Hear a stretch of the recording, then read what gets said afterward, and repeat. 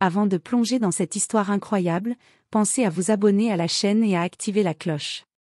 Ici, chaque récit a quelque chose à dire, et vous ne voudrez pas en manquer un seul. Un mécanicien en difficulté a réparé l'avion d'un milliardaire sur la piste. Elle l'a demandé en mariage. Dans la petite ville de Napa Valley, réputée pour ses vignobles luxueux et ses ciels souvent clairs baignés de soleil doré, la vie coulait paisiblement, rythmée par les vendanges et les doux murmures du vent dans les collines. Pourtant, pour Ethan Carter, 34 ans, ce décor bucolique ne suffisait plus à masquer les tempêtes intérieures qui le traversaient. Ethan était mécanicien aéronautique. Un métier qu'il chérissait profondément, presque comme un héritage sacré. Depuis tout petit, il avait baigné dans l'univers des avions. Son père, ancien pilote et vétéran de l'armée de l'air, lui avait transmis non seulement la passion des machines, mais aussi l'amour du travail bien fait, de la rigueur, et du respect du ciel. Dans leur petit garage familial, au bord de la piste d'atterrissage locale, le jeune Ethan avait appris à démonter des moteurs, à comprendre le moindre cliquetis, à sentir les vibrations d'un hélice.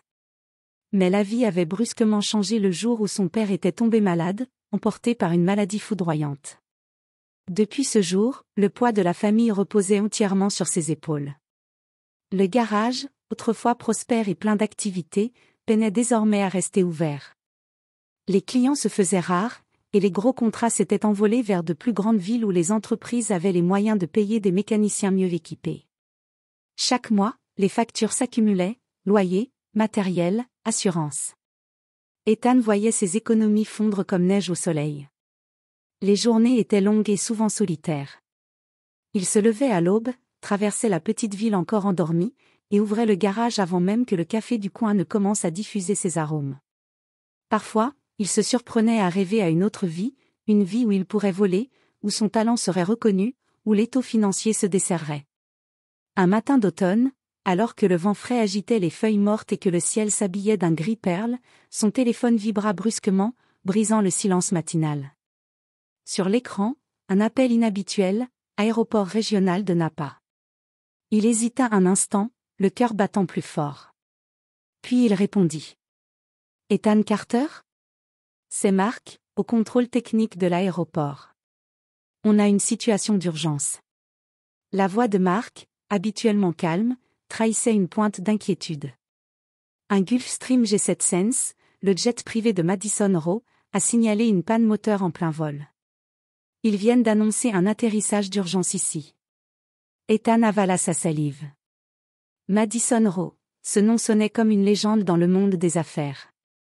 Une milliardaire visionnaire, à la tête d'un empire technologique mondial, connue pour son charisme et sa philanthropie. Problème, c'est que leur ingénieur officiel a disparu. Personne ici ne sait gérer la panne, et ils ne peuvent pas se permettre d'attendre. Tu peux venir ? Sans réfléchir, Ethan attrapa sa mallette à outils et enfila sa veste usée. Son esprit tourbillonnait entre excitation et pression.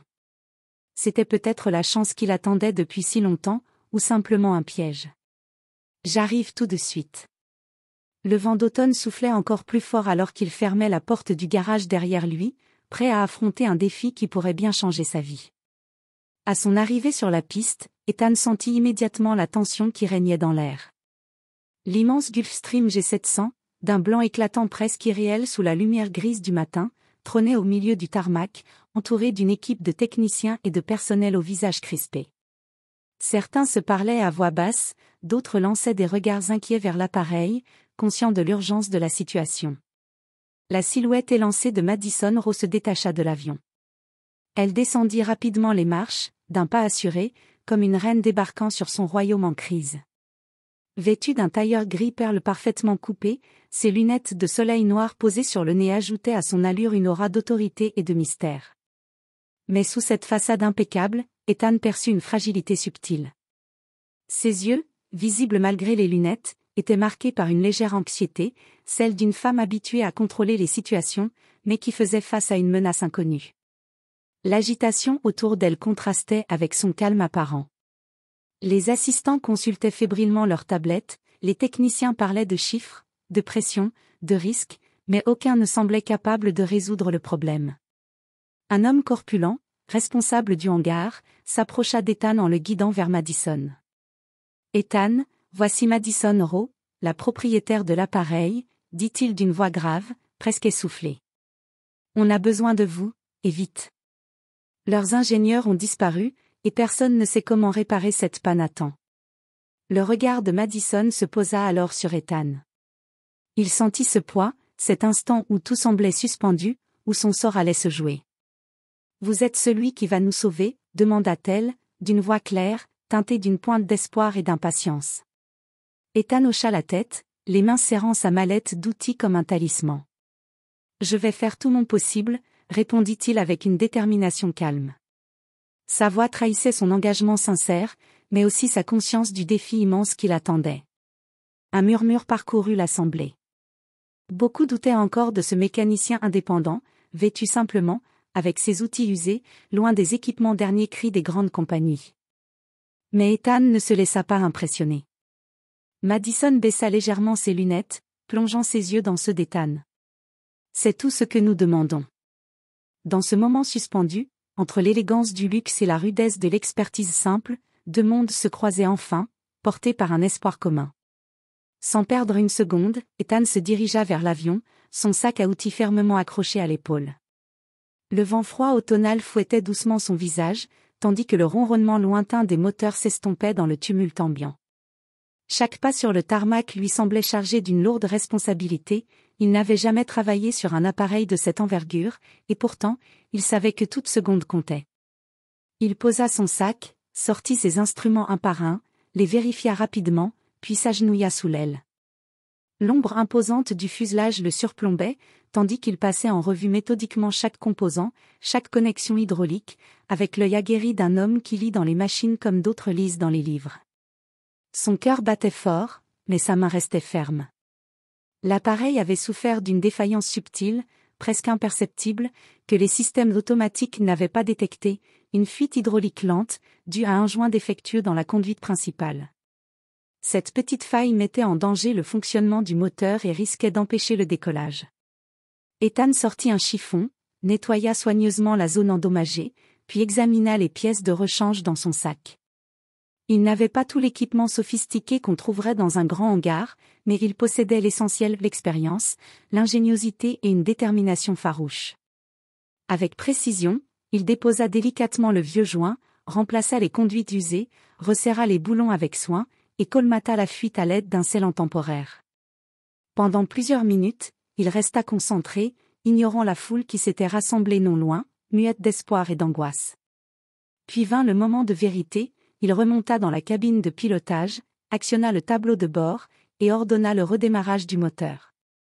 Lentement, le moteur ronronna, reprenant vie avec une régularité rassurante. Les jauges se stabilisèrent, les alarmes se turent. L'appareil était sauvé. Madison, qui observait la scène depuis la piste, s'approcha, un mélange d'admiration et de gratitude dans le regard. « Vous venez de sauver mon avion, et probablement ma journée la plus importante, » dit-elle, un sourire sincère illuminant son visage habituellement réservé. Ethan détourna les yeux, rougissant légèrement, mal à l'aise sous tant d'attention. « Je fais juste mon boulot, » répondit-il humblement. Mais Madison secoua la tête, convaincue. « Non, vous faites plus que ça.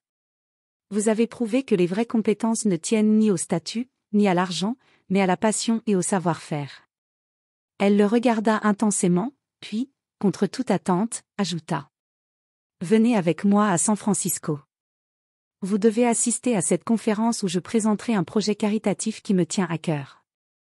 Vous méritez de voir que votre travail a un impact bien au-delà de cette piste. » Ethan, surpris mais profondément touché, accepta avec un léger hochement de tête, conscient qu'un nouveau chapitre de sa vie venait de s'ouvrir.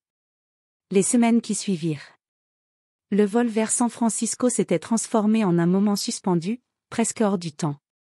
Assis côte à côte dans la cabine spacieuse du Gulfstream, Ethan et Madison avaient entamé une conversation que ni l'un ni l'autre n'avait anticipée. Ethan, d'ordinaire réservé, se surprit à parler de ses racines, de son père pilote qui lui avait transmis la passion des avions, mais aussi du poids qui reposait désormais sur ses épaules. Il raconta les difficultés de maintenir le garage familial à flot, les dettes qui s'accumulaient, les nuits passées à se demander s'il allait y arriver. Sans phare, sans dramatisation, juste avec cette sincérité brute qui venait du cœur. Madison, à son tour, ouvrit une fenêtre sur son univers. Derrière la façade publique de femme d'affaires redoutable se cachait une femme engagée, tiraillée entre les exigences d'un empire immense et son désir profond d'aider ceux qui n'avaient pas les mêmes chances. Elle expliqua comment elle avait lancé plusieurs projets philanthropiques, souvent contestés par les actionnaires, parce qu'elle croyait fermement que la réussite ne valait rien sans générosité. Ils partagèrent leurs rêves, ces fragments d'espoir parfois enfouis sous la dureté de la réalité. Ethan voulait un jour ouvrir une école de mécanique pour jeunes défavorisés, Madison rêvait de créer un réseau international d'aide technique pour les régions isolées. Leurs blessures aussi se dévoilèrent doucement. Ethan parla de la solitude qu'il ressentait depuis la perte de son père, du poids de responsabilité qu'il portait parfois comme une croix. Madison évoqua la difficulté d'être une femme dans un monde dominé par les hommes, la pression constante pour ne jamais faillir, et le doute parfois paralysant qui s'immisçait malgré tout. Au fil des heures, une complicité naquit. Madison découvrit en Ethan un homme authentique, humble, loin des mondanités et des faux-semblants qui parsemaient son quotidien professionnel. Sa simplicité était une bouffée d'air frais dans un univers souvent factice. Elle appréciait cette force tranquille, cette capacité à écouter sans juger. Ethan, de son côté, fut fasciné par la force intérieure de Madison, sa générosité malgré sa position dominante, sa façon de voir au-delà des apparences, de s'intéresser véritablement aux autres. Elle lui offrait une perspective nouvelle, un horizon élargi. Peu à peu, leur relation changea, passant de la simple reconnaissance professionnelle à un lien plus profond, plus personnel. Ils échangèrent des sourires complices, des regards qui en disaient long, des silences confortables. Ce voyage, qui avait commencé sous le signe de l'urgence et de la panne mécanique, prenait désormais une autre dimension, celle d'une rencontre qui allait bouleverser leur vie. Quelques semaines plus tard, la ville de San Francisco s'animait sous les projecteurs d'un événement très attendu, le gala annuel de la Fondation Rovision, que Madison organisait chaque année pour lever des fonds en faveur de l'éducation et de la formation des jeunes défavorisés. Cette fois-ci, l'accent était mis sur les métiers techniques, un secteur qu'elle avait à cœur de soutenir. La salle de bal, située dans un ancien hôtel historique au charme élégant, était remplie d'invités prestigieux, chefs d'entreprise, philanthropes, artistes, journalistes. Tous vêtus de leurs plus beaux atours, dans une ambiance tamisée éclairée par des lustres étincelants et des tables ornées de bouquets blancs et d'or. Madison monta sur scène, rayonnante dans une robe bleu nuit, un micro à la main. Son discours, préparé avec soin, fut d'abord celui d'une femme engagée, qui rappelait l'importance de l'éducation technique dans un monde en constante évolution. Puis, au moment où elle allait conclure, son regard chercha dans la foule. Il croisa celui d'Ethan, assis au premier rang, toujours modeste dans son costume simple, loin des paillettes et des projecteurs. Elle s'arrêta, prit une profonde inspiration, et sa voix se fit plus douce, plus intime. Ce soir, je voudrais remercier une personne qui m'a rappelé ce que signifie vraiment la valeur, la dignité, et la passion. Un silence s'installa. Ethan Carter, mon héros du jour. Sous les regards médusés des invités, Madison descendit lentement de la scène, traversa la salle, et s'agenouilla devant Ethan. Un frisson parcourut l'assemblée. « Ethan, voulez-vous m'épouser » Le temps sembla s'arrêter. Le silence était total, lourd d'émotion. Ethan, ému aux larmes, sentit son cœur s'emballer. Les yeux brillants, il prit la main de Madison et répondit avec une sincérité bouleversante. « Oui, Madison. Avec tout mon cœur. » Un tonnerre d'applaudissements éclata, les invités se levèrent, certains pleuraient, d'autres souriaient avec tendresse. Ce moment, improbable et magnifique, marquait la naissance d'une histoire d'amour rare, née d'un mélange de courage, de simplicité et de respect mutuel. Dans les mois qui suivirent, Ethan et Madison unissaient leurs forces et leurs cœurs pour fonder ensemble Wings of Dignity, une organisation dédiée à offrir aux jeunes défavorisés l'opportunité d'apprendre des métiers techniques, avec un accent particulier sur la mécanique aéronautique, leur passion commune. Ce projet ambitieux permit de transformer des vies, d'ouvrir des portes, et de briser le cycle de la pauvreté par la formation et la dignité du travail.